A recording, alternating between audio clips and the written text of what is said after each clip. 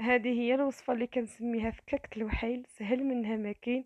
لضيوف الغفلة اولا غير نتي وليداتك تشهيتو شي حاجة لكوتي وما فيك ما يوقف بزاف في الكوزينة، جربيها بعينك مغمضين بلا فران وغير بجوج كيسان ديال السميدة وبيضة وحدة. كتجي صراحة بنينة بزاف وفتية كتذوب ذوبان. انا كنحماق على شخصيا وكنديرها بزاف اكثرية في الفطور. خلي لي واحد اللايك ونبداو على بركة الله.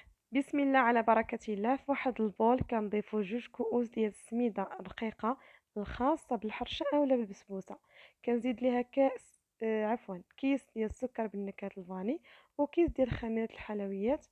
كنزيد هنايا 2 معالق ديال سكر سنيده. السكر تيبقى لك على حسب الذوق ولكن بهذا القياس كيجي مذاق زوين ومضبوط. كنزيد هكا الملحه تقريبا معلقه صغيره مع مرج ديال الملحه.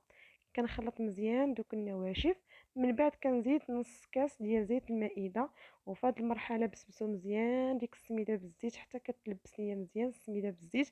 عاد كنضيفو السوائل. عندي هنايا بيضه تكون بدرجه حراره الغرفه وتكون كبيره وغادي نزيد ليها 2 كؤوس ديال الحليب. يعني بقياس كاس العنبه. الكاس اللي كتعبروا به السميده هو اللي كتعبروا به الحليب. صافي هنايا غادي نخلط غير بيديا. تقدروا في هذه المرحله تستعملوا الفوي ولكن ما تبالغوش حيتاش الحرشه ما كتبغيش تعجن. هنايا راها سائله ولكن كنخليوها واحد 5 دقائق مما وجدنا المقله ديالنا راه كتشرب. صافي هنايا خديت واحد المقله تكون من الاحسن غير لاصقه اولا تقدر تفرشوا لا بابي كويسون بحالي. كنرشها بشويه ديال الزيت وكنفرش لا بابي كويسون بهذا الشكل وكنخوي فيها الخليط ديالي من بعد ما يكون تشرب مزيان مزيان. ها نتوما يعني ما كتبقاش جاريه راه كتشرب. صافي انا غادي نحاول نسوي الوجه ديالها بهذا الشكل وغادي نطيبها غير فوق البوطه يعني ما تحتاج لا فران لا والو ودغيا كتوجد واقتصاديه هو الاهم. صافي انا كنغطيها بواحد الغطايه بهذا الشكل وداك الثقب اللي فيها غنحاول نسدو باش طيب على خاطرها. كنحطها على النار اللي تكون مهيله تقريبا هي كدوز واحد ربع ساعه.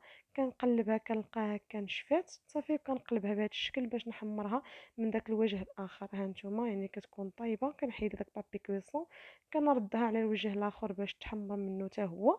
صافي دغيا كتاخذ منك 5 دقائق من بعد راه كتحيديها وكتزينيها باش ما بغيتي. بالنسبه لي انا زينتها بشويه ديال كونفيتير هكا ديال المشماش وزدت هنايا شويه ديال رقائق اللوز وقدمتها للفطور.